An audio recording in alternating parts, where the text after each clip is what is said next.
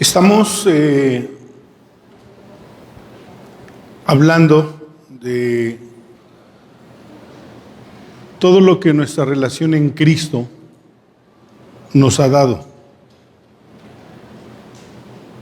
Fuera de eso no tenemos absolutamente nada y no somos nadie. Y quiero hoy hablar de un tema que me parece brillante en el epístola a los Romanos, el capítulo 8, libres de condenación. Qué difícil es, digamos, para un exconvicto cambiar su mentalidad de ser libre. Imagínense un preso que ha estado en prisión y de pronto le dan la libertad para salir. Hay una película que me gusta mucho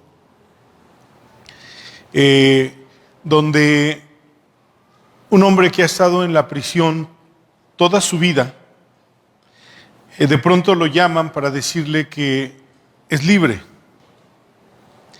Y entonces cuando le dicen que es libre se aterroriza. Y él inmediatamente piensa que no debe de salir. Porque él se ha acostumbrado tanto a la prisión y ha acomodado su vida a ese estilo de vida que no sabe qué hacer con su libertad. Sin embargo, lo hacen libre y lo echan fuera de la prisión. El hombre, estando fuera de la prisión, tiene hábitos como si estuviera en la prisión. Llega a un trabajo y en el trabajo levanta la mano para pedir ir al baño y le dicen: es que no tienes que levantar la mano ni tienes que decirnos qué vas a hacer. Pero ese era su hábito y su costumbre mientras él estaba en prisión. Después de tratar de acomodar su vida a la libertad, terminó suicidándose porque no sabía vivir en libertad. Y me gustó aquel argumento y aquel episodio porque me parece que es muy semejante a muchos creyentes que no saben vivir en libertad. Que cuando Dios nos ha hecho libres de la condenación, libres del poder del pecado, de pronto no sabemos qué hacer con nuestra vida y la vida la seguimos llevando como si no hubiésemos conocido a Dios. Y nos comportamos como nos comportamos en el mundo. No hemos reestructurado nuestra mente para comportarnos de acuerdo a lo que Dios quiere de nosotros, sino que seguimos portándonos como si estuviéramos en prisión, si fuéramos presos de nuestros pecados. De tal manera que nuestra conducta en muchas cosas no cambia porque no sabemos cómo hacerlo. Imagínense que la Biblia tiene al hombre sentenciado, porque la Biblia dice: el alma que pecare esa morirá, la paga del pecado es muerte. Y de pronto entramos a una relación con Dios donde no entendemos la palabra de Dios, no entendemos la doctrina de la Biblia para saber cómo tenemos que vivir ahora que somos libres. Y creemos que debemos de seguir cargando con nuestros hábitos. No los cambiamos, no modificamos nuestros hábitos y continuamos viviendo la vida como si nosotros nunca hubiéramos sido libres. La Biblia tiene una voz maravillosa en Romanos capítulo 8. Y en esa expresión y en esa voz del capítulo 8 dice: ninguna condenación hay para los que están en Cristo. Ninguna condenación hay para los que están en Cristo. ¿Cómo debemos entender, interpretar y vivir con esta frase en nuestra vida todos los días, entendiendo que ninguna condenación hay para los que están en Cristo? ¿Y qué significa o dónde trasciende en nuestra vida el hecho de que ninguna condenación hay para los que están en Cristo? Bueno, hay una lista muy larga de circunstancias que muchas veces nos hacen vivir como condenados. Digamos, cuando pecamos, cuando cometemos un pecado como creyentes, de pronto aparece una lucha en nuestra mente que se resiste a creer que por el solo hecho de confesar a Dios nuestro pecado, ya fuimos perdonados. Yo no sé si le ha pasado. Cometemos un pecado, la Biblia dice, si confesamos nuestros pecados, Él es fiel y justo para perdonarnos. La sangre de Cristo, su Hijo, nos limpia de todo pecado, pero no asimilamos. Y entonces un pecado que he confesado, estoy confesándolo por mucho tiempo en mi vida, cuando desde el primer momento en que yo confesé mi pecado, fui declarado inocente. Pero ¿cómo nos cuesta trabajo creerlo? ¿Por qué? Porque siempre pensamos que a nuestros actos hay una condenación encima de las cosas que hacemos. Y que seguramente no por el hecho de que le confesamos a Dios un pecado, seguramente Dios no nos ha perdonado, pensamos. Ahora, imaginemos los pecados, porque como creyentes, erróneamente, clasificamos los pecados. Para Dios un pecado es un pecado, punto. No tiene grados. Ningún pecado es más grande que otro. Ninguno. El pecado es pecado y punto. Pero nosotros decimos, bueno, si cometió adulterio, ¿a poco cree que porque vino al altar, acaba de confesar que es un adúltero y que reconoce su pecado y le pide perdón a Dios, ya por eso ya fue perdonado? Bueno, la respuesta de la Biblia es sí, sí fue perdonado. Su pecado fue borrado. Pero ¿cómo es posible si lo que hizo fue cometer adulterio? Sí. Por eso esta palabra cuando resuena y dice ninguna condenación hay para los que están en Cristo, es algo que debemos entender, comprender y vivir con esa comprensión. O un adicto, o un alcohólico, o pongamos el pecado que usted quiera. Siempre traemos una lucha a nuestra mente. Pero Dios nos perdona en el momento que nosotros le pedimos perdón. Cuando somos testigos del pecado de algún creyente y nos domina el legalismo de nuestra naturaleza y desconfiamos que sea un buen creyente al que acabamos de ver pecar o incluso que sea salvo. Es muy frecuente cuando los creyentes le quitan la salvación a otro creyente y creen que porque tienen diferencias entre uno y otro, este no ha de ser salvo. Eso es un legalismo. Pero vuelve a sonar la misma voz del versículo 1. Ninguna condenación hay para los que están en Cristo. Ninguna. Acabé yo de ver aquel pasaje de la mujer adúltera. Cuando, ¿se acuerdan que hace 15 días hace 3 semanas lo referí? Cuando Jesús está con aquella mujer, vienen, la van a apedrear y entonces le dicen a Jesús como diciendo, vamos a ver cómo eres tú. Esa mujer la acabamos de encontrar en el hecho del adulterio. La ley dice que debe de morir apedreada. ¿Qué dices tú? Y entonces Jesús les dice, bueno, el que de ustedes esté libre de culpa, ¿cuántos adúlteros habría que querían apedrear a aquella mujer? El que de ustedes esté libre de culpa, arroje la primera piedra. Y Jesús está pintando ahí cosas en la tierra. Y cuando de repente levanta el rostro, le dice a la mujer, ¿y dónde están los que te acusaban? No hay ninguno, le dice. Y Jesús le dice, ni yo te condeno, vete y no peques más. Es decir, Dios no le hizo un drama, Jesús no le hizo un drama a esta mujer porque había sido sorprendida en el hecho del adulterio.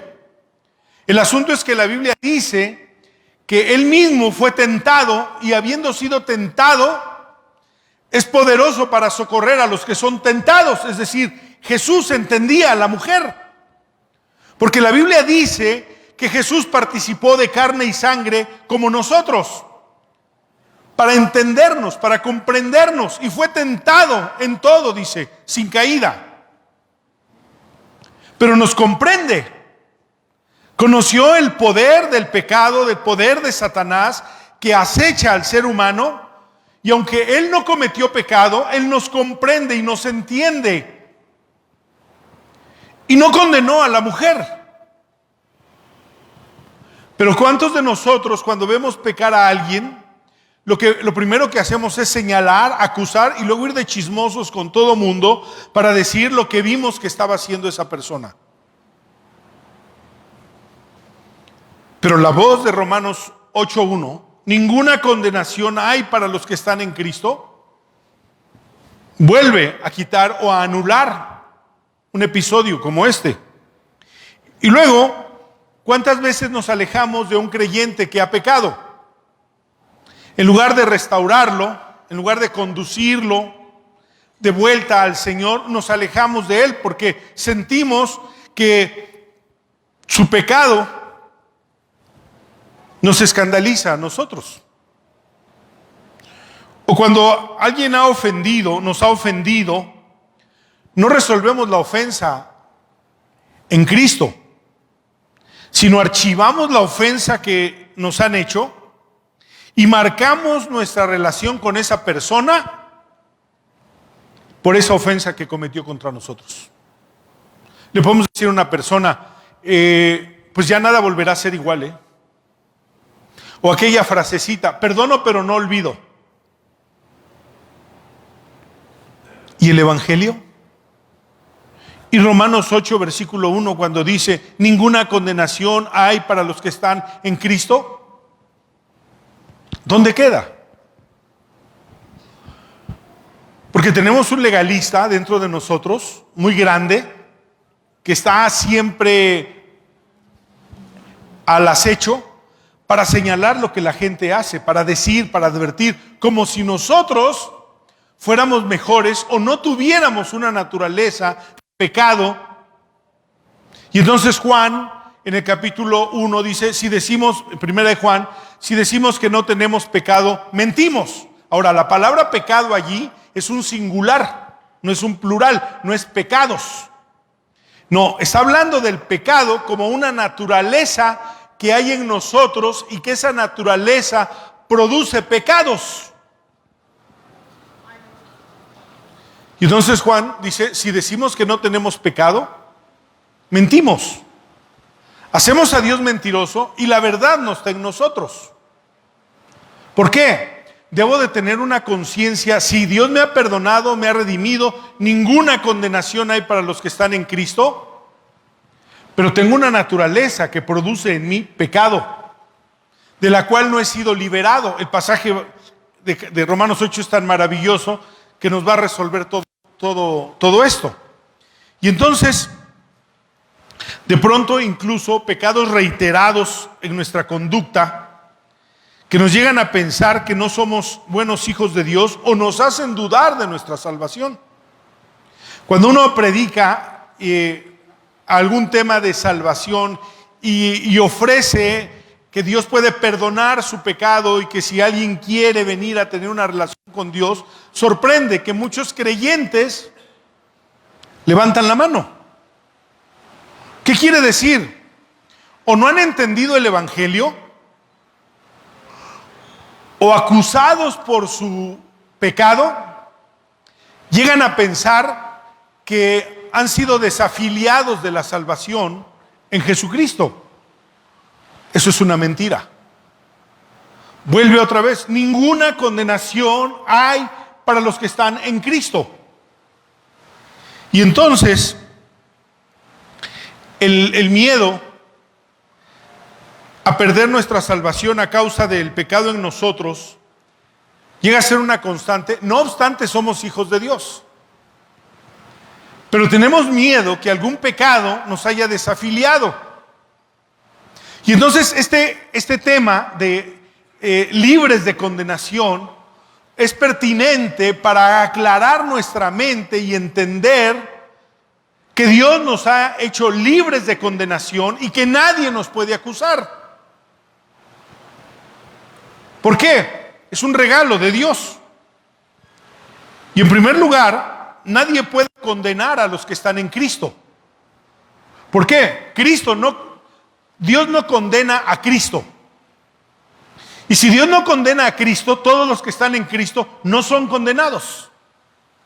Tendría Dios que condenar a Cristo para condenar a un creyente, a un hijo de Dios. Y Dios nunca va a condenar a Cristo. ¿Por qué? La palabra en Cristo quiere decir que cuando hemos sido salvos y hemos entrado a una relación con Él, en ese momento Dios nos ha puesto en Cristo. Y Dios nos ve como ve a Cristo. Y no me va a condenar, aunque yo haya cometido un pecado, no me va a condenar porque Dios tendría que condenar primero a Cristo. Y el pasaje dice, ninguna condenación hay para los que están en Cristo. Ahora, hay muchas doctrinas, bueno, hay algunas doctrinas, no sé si muchas, pero hay algunas doctrinas de condenación que se construyen para manipular y para meter miedo a los creyentes. Recuerdo que un amigo pastor, estábamos en una reunión y me dijo, oye, ¿cómo ves que ahora resulta que la salvación no se pierde? Dice, mira, ¿tú habías oído esa herejía? Y yo me quedé sorprendido. ¿Tú habías oído esa herejía de que la salvación no se pierde?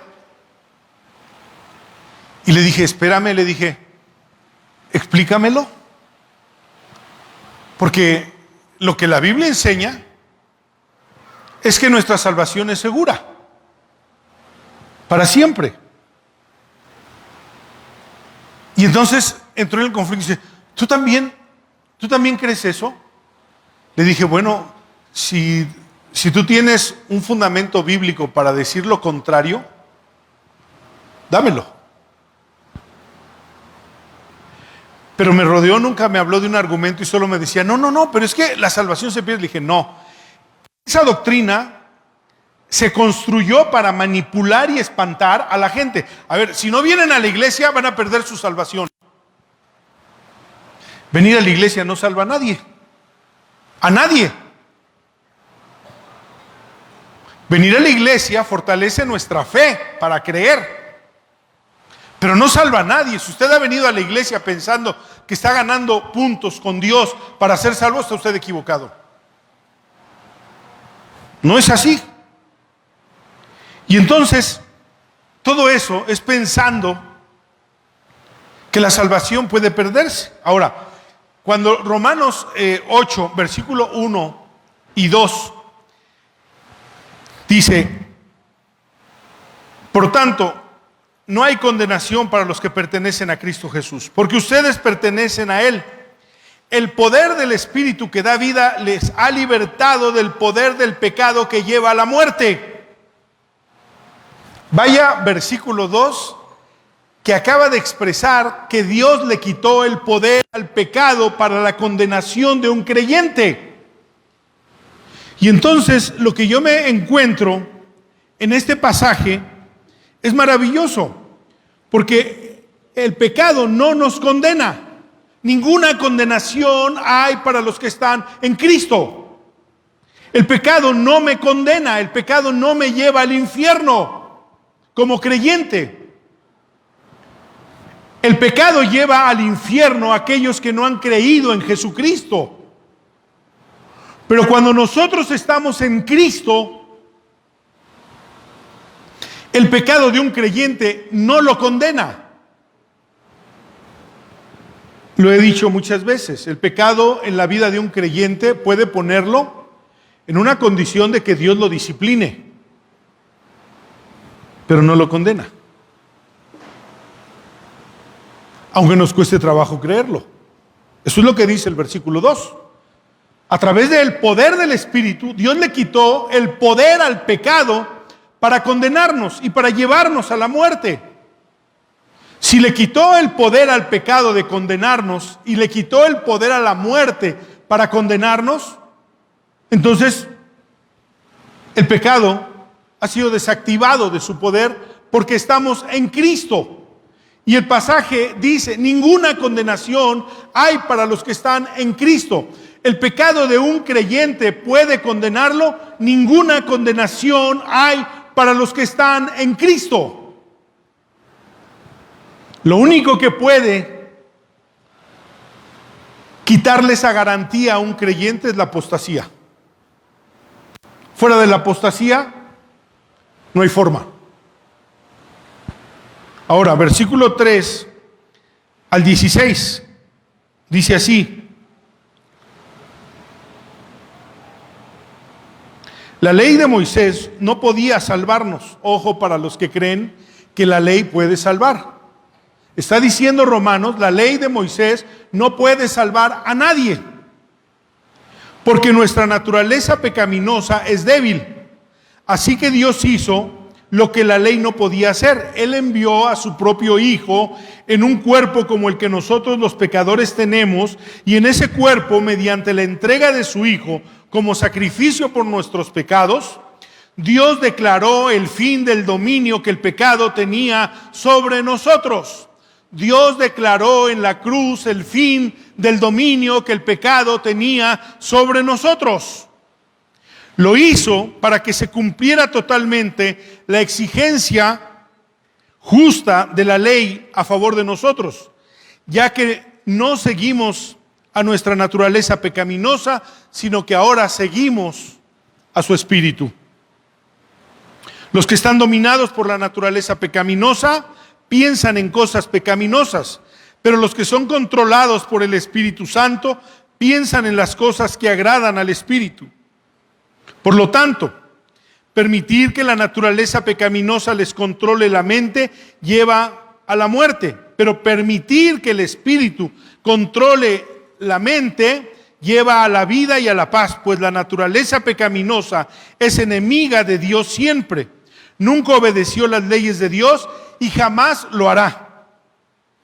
Por eso los que todavía viven bajo el dominio de la naturaleza pecaminosa nunca pueden agradar a Dios. Ahora, hay algo, una declaración formidable. Por eso Romanos 8 es un pasaje maravilloso en la fe, en el entendimiento de la vida cristiana.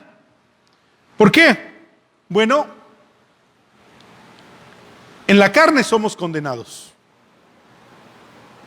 pero dejamos de vivir en la carne cuando conocemos a Dios. Y entonces Dios entregó a su Hijo para que las exigencias de la ley las cumpliera Cristo, y las cumplió. Dice la Biblia que no hubo pecado en Él, que por nosotros se hizo pecado, pero Él no tuvo pecado. Y entonces Él cumplió la ley y le pagó a la ley que Dios había establecido la exigencia que la ley tenía: no matarás, no cometerás adulterio. Todo lo que era la ley, Cristo lo cumplió. Y canceló la ley para nosotros. La ley ya no me juzga, no hay ley para mí. Aquí dice el pasaje que acabo de leer, que Dios quitó la ley para el creyente. Ya no me puede condenar la ley. Si no cumplo la ley, si me equivoco en algún mandamiento de la ley, no tengo condenación. Dios le quitó el poder a la ley sobre mí para que la ley no me condene.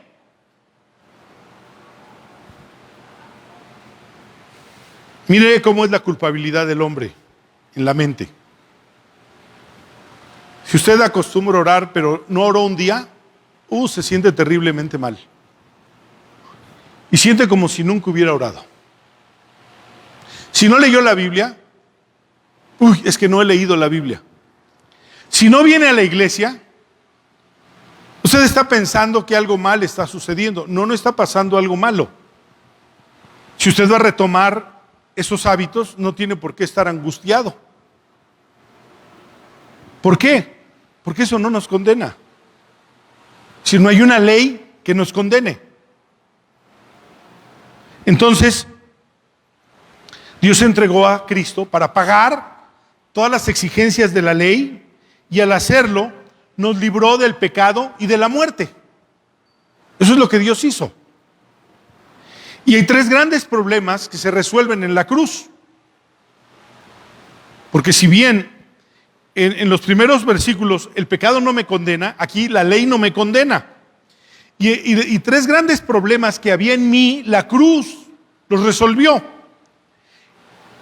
El primero es el poder de mi naturaleza, que es una cárcel, es una prisión.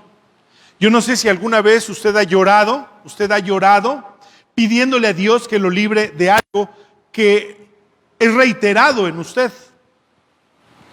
Llámese su carácter, llámese un pecado, y que usted le diga a Dios, Dios, líbrame, y llora. ¿Por qué? Porque nuestra naturaleza es una cárcel en la que estamos aprisionados.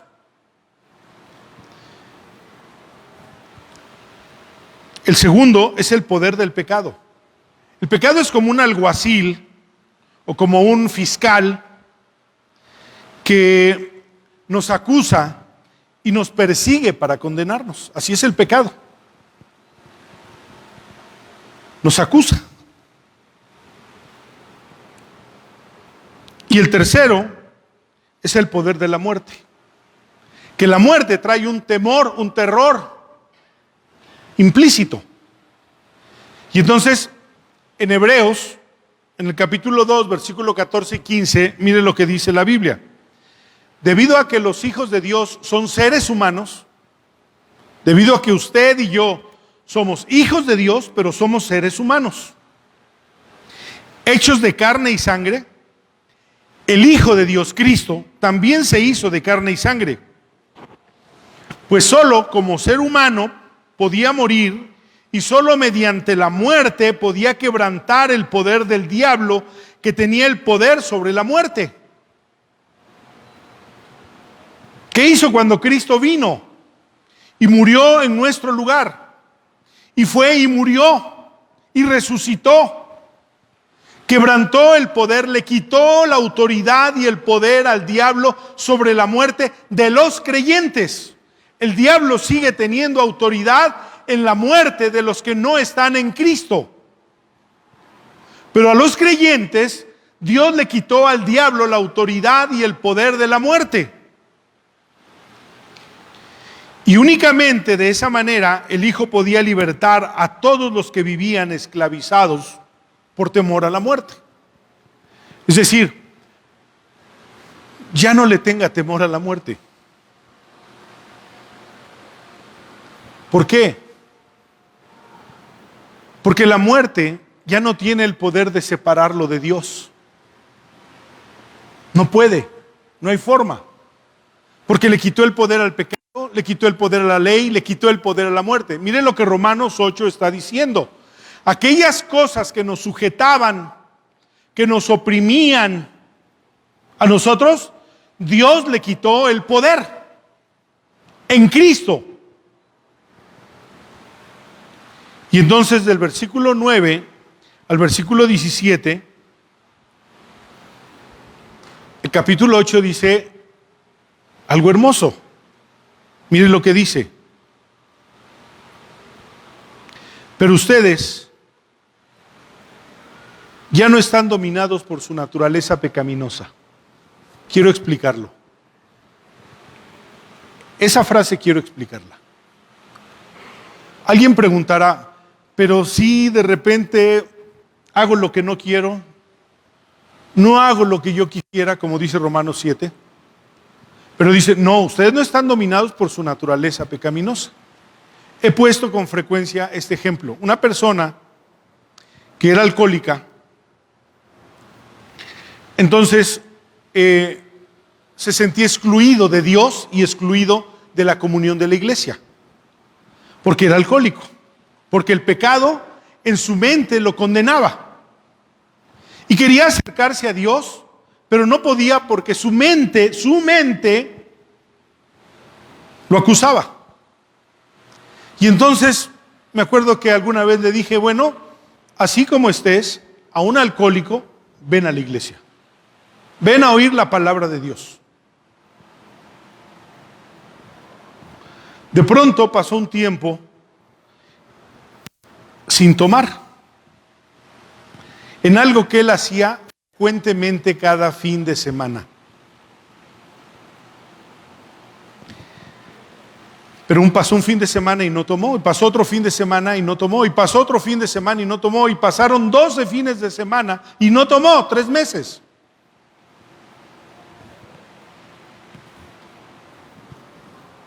Ustedes ya no están dominados por su naturaleza pecaminosa. Pero a los 3 meses volvió a tomar. Y entonces vino un acusador y dijo, es que ya le dije, este es un alcohólico y no va a cambiar.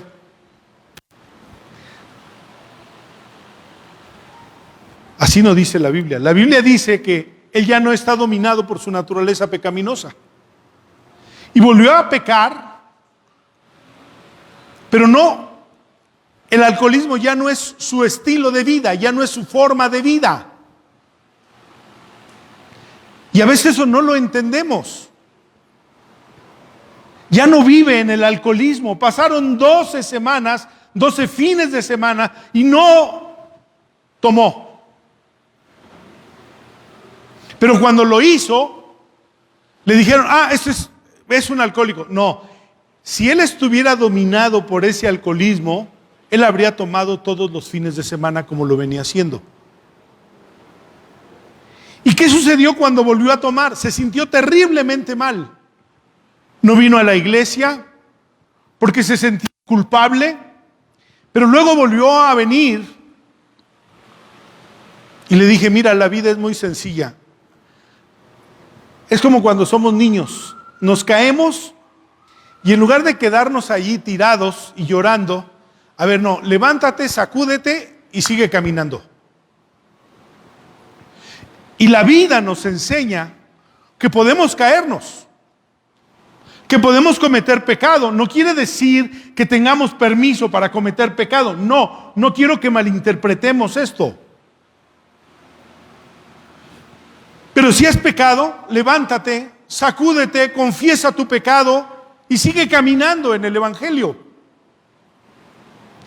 Y de pronto había dejado de tomar 6 meses. ¿Pero qué creen? Volvió a tomar. Y volvió a venir la misma persona para decir, le dije que este no iba a aguantar tanto tiempo. Y yo le dije, bueno, pero oye, 6 meses, él tomaba cada fin de semana. Y han pasado 6 meses. Porque él ya no es un alcohólico. Pero miren ese legalismo que llevamos dentro, que queremos que la gente sea lo que nosotros interpretamos de la Biblia. Y no lo que la Biblia dice de la gente. Porque aquí dice, ya no están dominados por su naturaleza. Cometen pecado, pero no están dominados por su naturaleza. Y entonces dice, son controlados por el Espíritu. Y si el Espíritu de Dios vive en ustedes, y recuerden que los que no tienen el Espíritu de Cristo en ellos, de ninguna manera le pertenecen a Cristo. Pero si el Espíritu vive en ustedes, y Cristo vive en ustedes, entonces, aunque el cuerpo morirá por causa del pecado, el Espíritu les dará vida, porque ustedes ya fueron hechos justos a los ojos de Dios. El Espíritu de Dios, quien levantó a Jesús de los muertos, vive en ustedes, y así como Dios levantó a Cristo Jesús de los muertos, Él dará vida a sus cuerpos mortales mediante el mismo Espíritu que vive en ustedes. Ahora, hay algo maravilloso aquí. Yo no soy espiritual porque esté orando todo el día, ni porque esté leyendo mi Biblia en todo momento, ni porque no deje un día sin asistir a la iglesia. No, yo soy espiritual porque el Espíritu de Dios y Cristo mora en mí. Eso es lo que está enseñando el pasaje. En otro momento la Escritura hablará de otra forma en ser espirituales. Digamos, cuando en 1 Corintios 2 habla de el creyente carnal, el creyente espiritual y el niño espiritual, el concepto es otro. Pero lo que está explicando Pablo aquí es que ahora nosotros somos guiados por el Espíritu Porque el Espíritu de Dios vive en mí, en usted. Porque Cristo vive en mí y vive en usted. Y eso nos hace espirituales. Porque el Espíritu Santo vino a darle vida a nuestro espíritu para tener una percepción y una relación correcta con Dios. Son las cosas con las que mayormente batalla nuestra mente cotidianamente. Pero este pasaje es muy claro. Son controlados por el Espíritu, porque el Espíritu de Dios vive en ustedes. Porque Cristo vive en ustedes. Así dice el pasaje. Y me doy cuenta que así es. Digamos, ¿qué le hace a un borracho? Perdón por la expresión, pero es importante decirlo así. ¿Qué le hace a un borracho saber que una vez que ha conocido a Dios, volver a tomar está mal? Cuando él era un borracho de fin de semana, de todos los fines de semana, y hasta le daba gusto porque iba a tomar con sus amigos, iba a emborrachar con sus amigos, y era un placer y se sentía contento, y era parte de su hombría tomar, y no se sentía mal por eso, y pudo haberlo hecho por 30 años o 40 años en su vida. Pero el día que llegó a conocer a Dios y entregó su vida y empezó una relación con Dios, la siguiente vez que volvió a tomar, se sintió terrible. Porque el Espíritu Santo lo estaba ahora guiando. Y el Espíritu Santo le hizo saber, hey, esto está mal. Y un hombre que durante 40 años pensó que estaba bien, ahora por primera vez entiende que está mal. Nadie se lo enseñó. Nadie se lo dijo. Pero el Espíritu Santo que está dentro de él,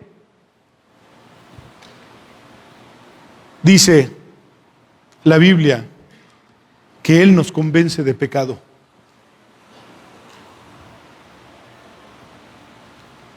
¿Y por qué me siento así? Porque el Espíritu Santo está en ti.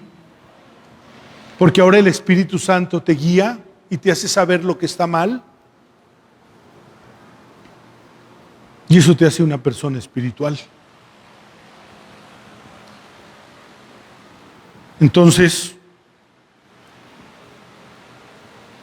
dice, y el mismo Espíritu que levantó a nuestro Señor Jesucristo de entre nosotros, de entre los muertos, perdón, Él vivificará también tu cuerpo mortal.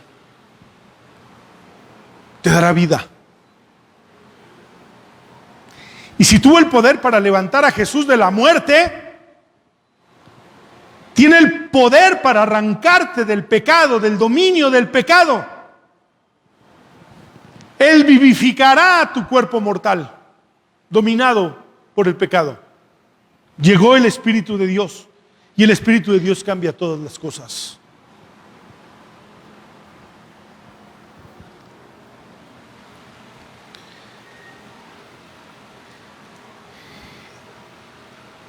Y dice que hemos recibido al Espíritu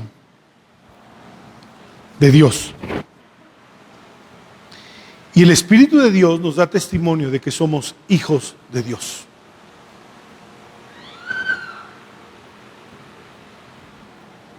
Ahora,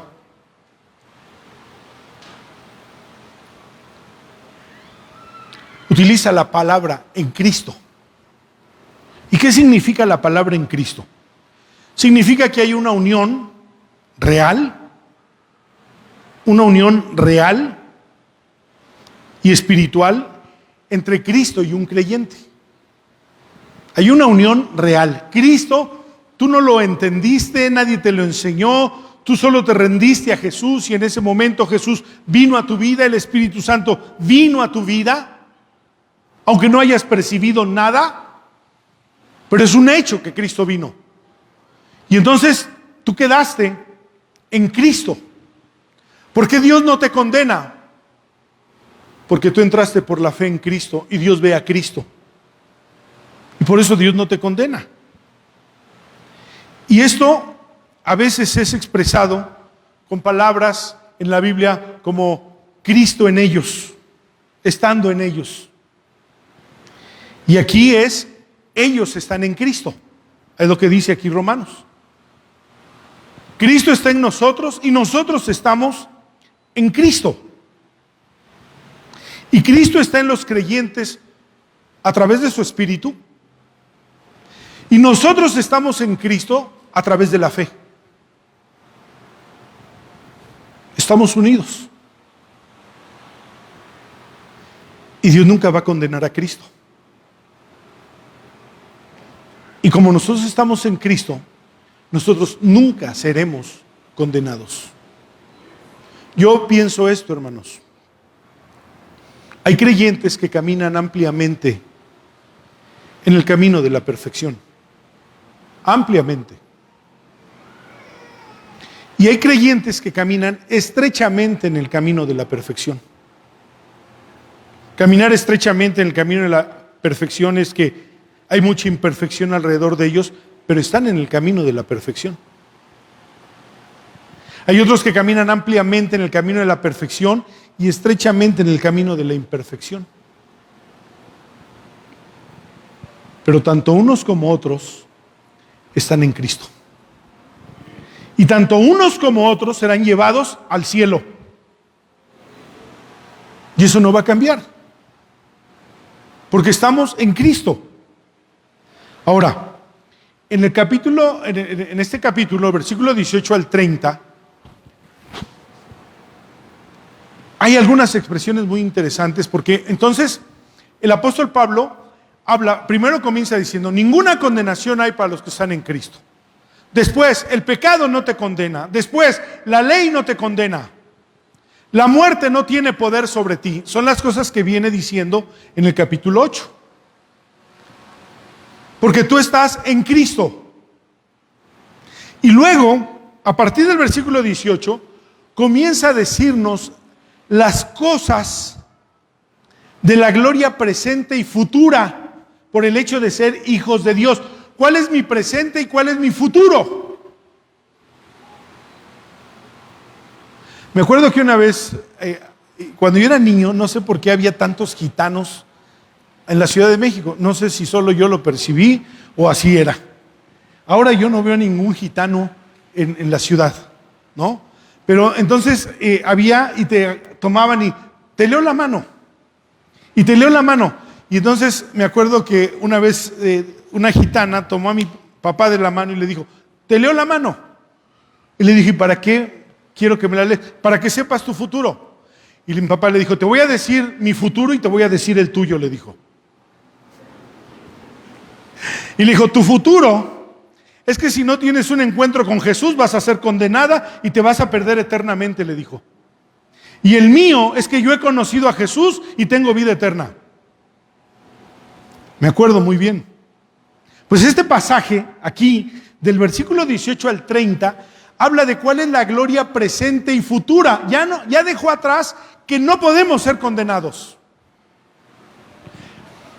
Pero además de no poder ser condenados, nos va a decir las cosas que ahora, a partir de nuestra relación con Dios, tenemos. Y entonces en el versículo 23 dice, nos dio su espíritu como un anticipo de nuestros derechos de hijos. Porque tenemos derechos como hijos de Dios. ¿Cuál es el derecho? Y lo explica allí. Que Cristo es nuestro hermano mayor, pero que nosotros somos hermanos de Cristo y coherederos con Cristo de todas las riquezas que Dios tiene para Jesús. Eso está diciendo.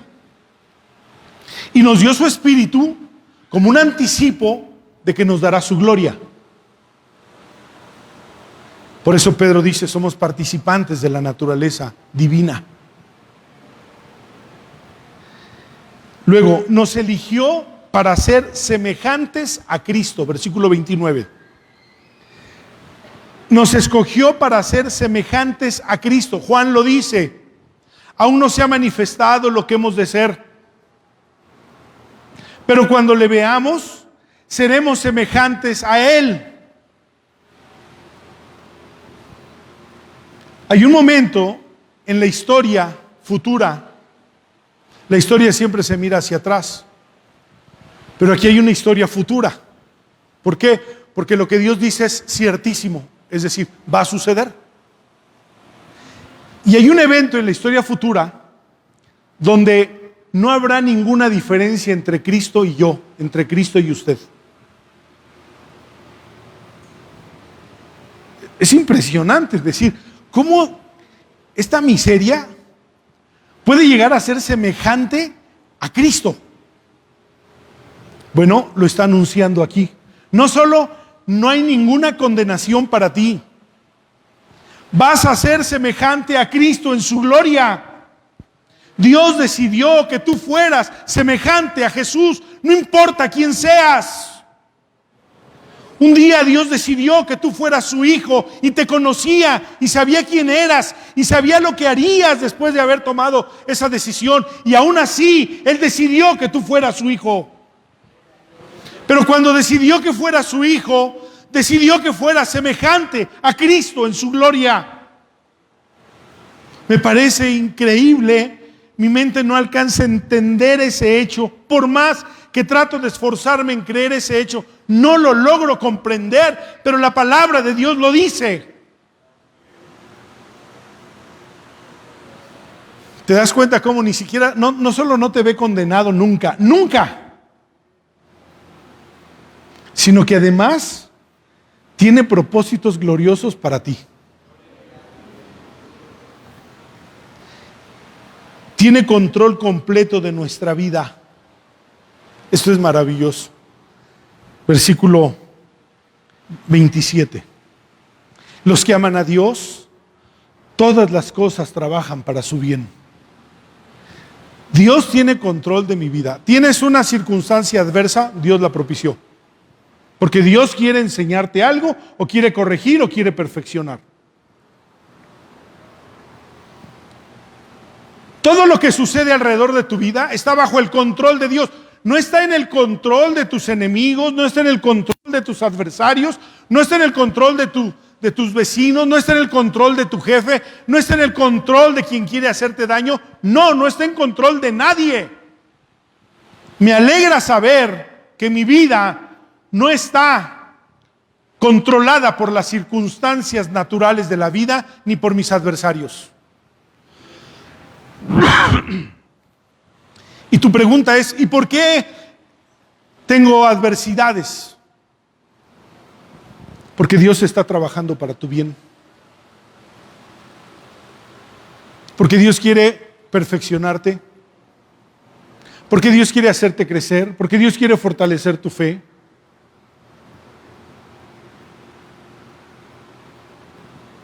Un día me quitaron mi casa. Y yo podía voltear a gente perversa, a un juez que fue sobornado, a la persona que cometió el fraude, y yo podía acusarlos. Pero no, yo iba a sufrir demasiado si yo pensaba que mi vida estaba en manos de ellos. Y yo sabía que Dios lo había permitido. Que Dios había tomado un día una decisión y que aunque a mí me dolía profundamente, Dios sabía lo que hacía. Porque mi vida no está en manos de nadie. Si yo digo, ay, es que el diablo, no, mi vida no está en manos del diablo. El diablo no se mete conmigo. El diablo no se mete conmigo, no se mete con usted. Dios propició una circunstancia para tratar algo que Dios tenía que tratar conmigo. Y cuando Dios hizo lo que tenía que hacer, compré una casa sin dinero.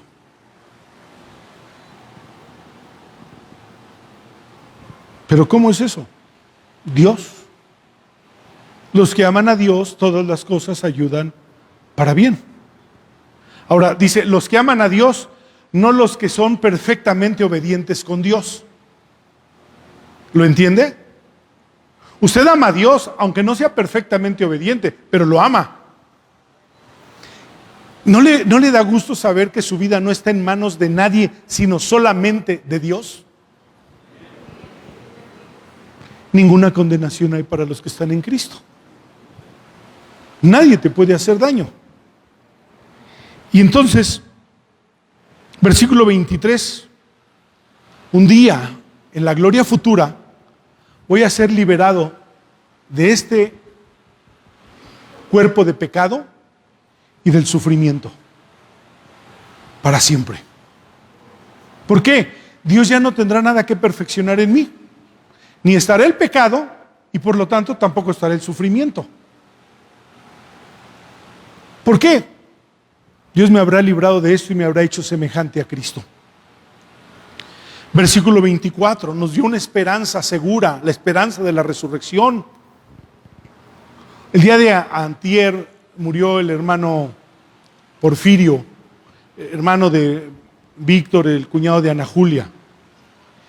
Y había pasado los últimos años muy mal, en cama, con mucho dolor. Vino un momento de una crisis muy fuerte y Dios se lo llevó. Y junto a la capilla donde estábamos velándolo, había otras 3 capillas. Y había un drama impresionante. Gritos, llantos, desesperación. Una cosa que conmueve, ver la desesperación de la gente. Y cuando uno entraba a la capilla y cerraba la puerta, era un panorama diferente. Paz, gozo de saber que alguien que se ha ido está en la presencia de Dios. Ha roto las cadenas del sufrimiento y ahora está con Dios. Dios me dio esa esperanza. No solo nadie, ninguna cosa debe de condenarte, no solo ninguna condenación hay para los que están en Cristo, sino que tienes la esperanza de la resurrección y de la vida eterna. Dios te ha dado eso. Pero el versículo 30, qué maravilloso. El versículo 30 es hermoso. Nos dio su gloria.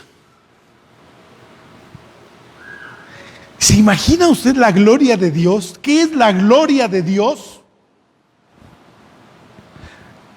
¿Qué es la gloria de Dios? Bueno, imagínese cómo es la gloria de Dios, que Él hizo todas las cosas con el poder de su palabra. Todo lo que usted ve, todo lo que usted toca, todo lo que usted huele, todo lo que usted prueba, todo lo hizo Dios con el poder de su palabra. Y el versículo 30 dice, nos dio su gloria. Me mira así como que estoy diciendo que me mira raro. Pues aunque me mire raro y le parezca raro, Dios nos dio su gloria. Estamos destinados para su gloria. Reinaremos juntamente con Cristo.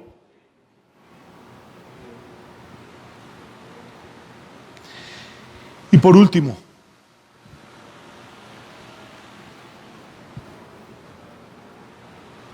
versículo 31 al 39.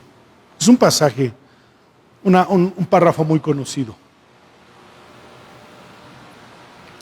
Nadie puede quitarnos su amor. Nadie puede impedir que Dios nos deje de amar. Nada ni nadie. Quiero leerlo para concluir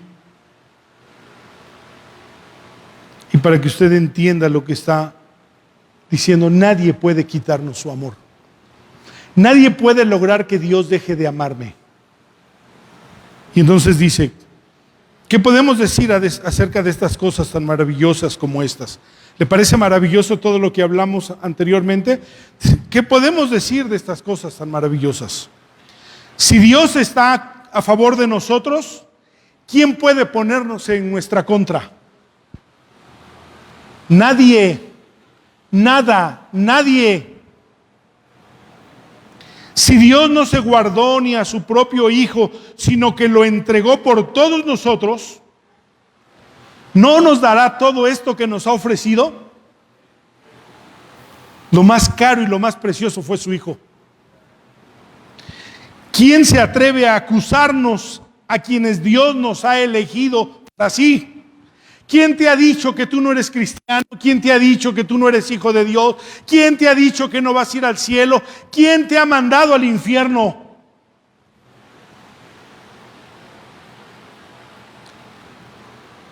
Si Dios te ha elegido.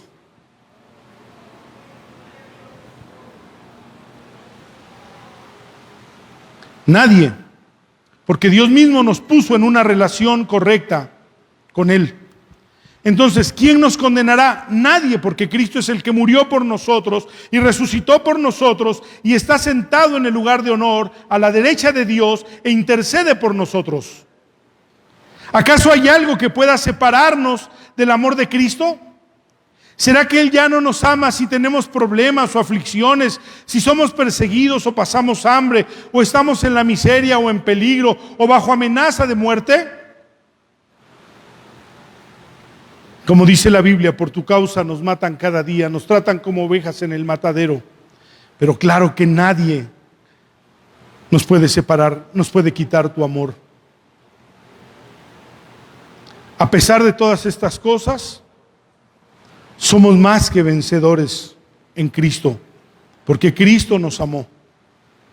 Y entonces Pablo dice, estoy convencido que nada podrá jamás separarnos del amor de Dios, ni la muerte ni la vida, ni ángeles, es decir, ni lo bueno ni lo malo, ni ángeles ni demonios, ni lo bueno ni lo malo, ni los cristianos, ni los ateos.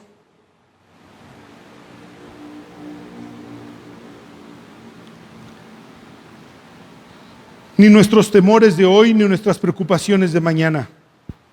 Ni siquiera los poderes del infierno pueden separarnos del amor de Dios. Ningún poder en las alturas, ni en las profundidades. De hecho, nada en toda la creación podrá jamás separarnos del amor de Dios que está revelado en Cristo Jesús, Señor nuestro. Nada. Ninguna condenación hay para los que están en Cristo. Nada puede separarnos de Dios, nada. Murió un hombre, ha sido terrible, terrible. Un cristiano terrible. Un cristiano terrible murió. Y cuando me avisaron, yo dije, van a querer que diga algo y ¿qué voy a decir de este? ¿Qué voy a decir? Sí, hay veces que pues uno no puede decir cosas buenas cuando no hay cosas buenas.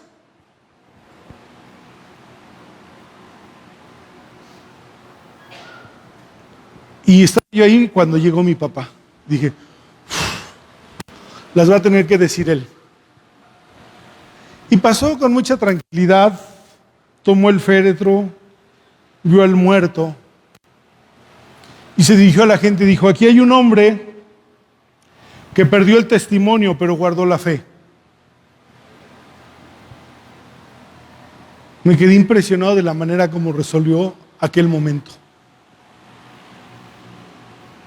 Ahora alguien dirá, ¿eso es posible? Sí, si usted lee el capítulo 5 de 1 Corintios, había un hombre que tenía relaciones sexuales con su madrastra y la iglesia no decía nada, y el apóstol Pablo dice que el tal se ha entregado a Satanás para destrucción de su carne, pero que su espíritu sea preservado para la salvación.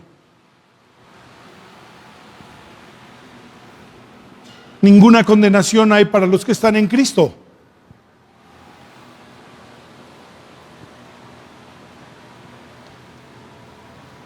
Esa palabra de Jesús, ni yo te condeno, vete y no peques más, haga la suya.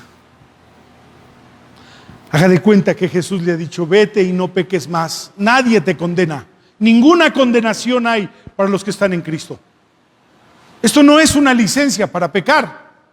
Esto no es un aliciente para pecar. Al fin y al cabo, No, es un aliciente para obedecer a Jesús, para caminar con Él y para honrar su amor, su misericordia y su gracia por nosotros. Ninguna condenación. ¿Alguien se ha sentido condenado? Espero que la palabra de Dios te haya hecho entender esta tarde que ninguna condenación hay para ti. Ninguna. Tú le perteneces a Dios y eso no va a cambiar porque nadie puede quitarte el amor de Dios. Y si bien es cierto que tenemos una naturaleza que nos conmueve permanentemente, Dios no te condena porque nunca condenará a Cristo. Y si no condena a Cristo, nunca te condenará a ti. Cierra tus ojos.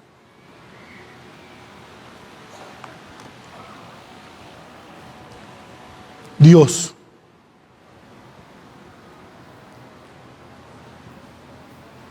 ¿cómo necesitamos entender la verdad de tu palabra? Comprender cómo nos ves tú. Tú. No cómo nos ve nuestra naturaleza. No cómo nos condena la gente que no nos salvó. ¿Cómo nos ves tú? ¿Qué piensa tu palabra de nosotros? ¿Y cómo podemos vivir para ti todos los días de nuestra vida? Ayúdanos, Señor, a entenderlo. En el nombre de Jesús. Amén.